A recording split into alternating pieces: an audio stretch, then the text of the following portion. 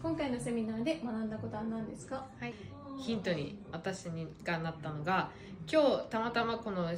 前回のセミナーを思い出したことによって、私は何者かで何でビフォーアフターができたのかっていうのを今日初めてインスタのストーリーではなく投稿した時に、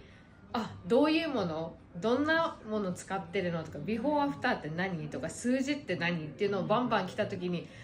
私って発信の仕方がただこの商品だけを使ってますよの商品になってたものが、自分の思いだったり気持ちだったり数字化にしないと人に伝わらないんだなっていうのを再確認したセミナーでした。